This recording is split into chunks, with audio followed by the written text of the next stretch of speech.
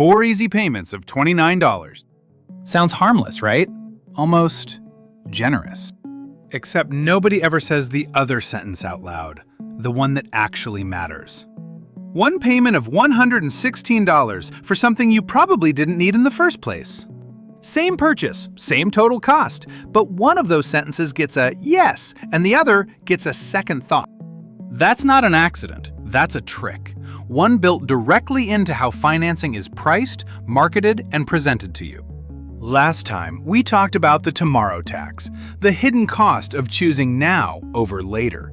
Today, we're looking at its partner in crime, the trick that makes debt itself feel almost invisible while you're spending it. This is what we're calling buy now, pay forever, the psychological effect where breaking a price into small, recurring payments makes it feel dramatically smaller than it actually is.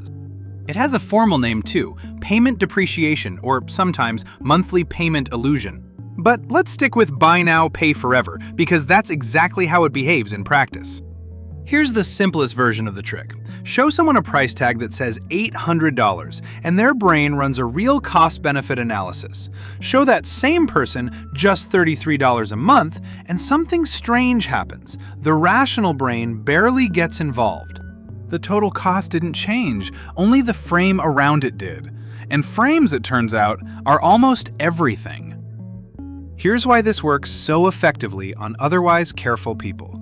Your brain evaluates affordability using something researchers call mental budgeting. You compare a price against what feels like a reasonable chunk of your monthly cash flow, not against your total wealth or long-term goals. $33 a month feels like it fits inside a coffee and snacks category.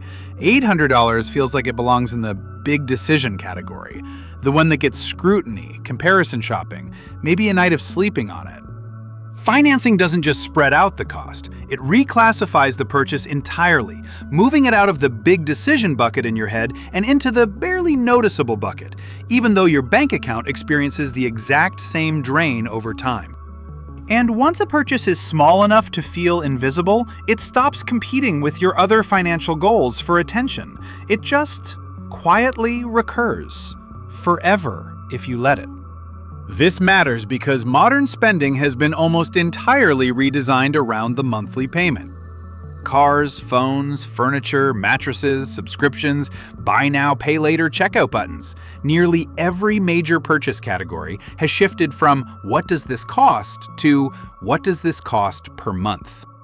And here's the compounding problem. Each individual payment feels reasonable in isolation. $30 here, $15 there, $60 for that one subscription bundle. No single payment feels like the villain. But stack 5 or 6 of these barely noticeable payments together, and you can end up with several $100s a month in recurring obligations that never once triggered the mental alarm a single large purchase would have. You didn't make one bad decision, you made 10 small ones, each one individually too small to question. Behavioral economists have studied this under the umbrella of payment coupling, how directly and immediately a payment is felt relative to the purchase itself. One well-known finding? People consistently spend more when paying by credit card than when paying with cash for the identical item, because card payments feel less immediate. The pain of paying is decoupled from the moment of buying. Subscription and installment pricing pushes that decoupling even further. The purchase happens today. The pain gets spread thin across dozens of future months, each one small enough to avoid triggering real scrutiny. Researchers studying buy now, pay later services have also found that shoppers using these installment options tend to spend more per transaction and report weaker recall of their total spending compared to shoppers paying the full price up front. The purchase gets easier. The tracking gets harder. That combination is exactly why buy now, pay forever is so effective. So how do you spot this trick before it spots you? Here are 5 ways to fight back. Number 1, always convert back to the full price. Before agreeing to any monthly payment, ask yourself the one question marketers hope you skip. What is the total number right now in full? Number 2, add up your existing recurring payments once a month. Not estimate, actually add them. Most people are shocked by the total once every small payment is stacked in one place. Number 3. Treat per-month pricing as a red flag, not a convenience.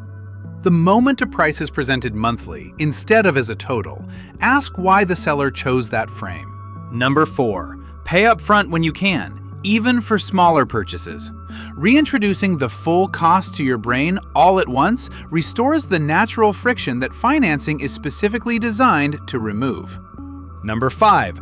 Set a personal combined monthly cap for all recurring payments, subscriptions, installments, financing, and treat any new one as competing against that cap, not existing in isolation. Here's the thing about buy now, pay forever. It isn't really about any single purchase. It's about how invisible your spending becomes once it's broken into pieces small enough to stop asking questions. The tomorrow tax convinces you to undervalue your future. This trick convinces you the present doesn't even cost anything at all. Put those two together and you get a very specific kind of broke. The kind where nothing on paper looks reckless, but the math somehow never quite adds up. The fix isn't complicated, it's just uncomfortable. Look at the whole number, every time. If this changed how you'll look at your next easy monthly payment, hit subscribe. We're building a real map of the psychology that keeps smart people broke, one trap at a time. But these two traps have a close cousin, the one that convinces you to pay almost anything, without question, just to avoid one small inconvenience. Next time, we're exposing the convenience premium.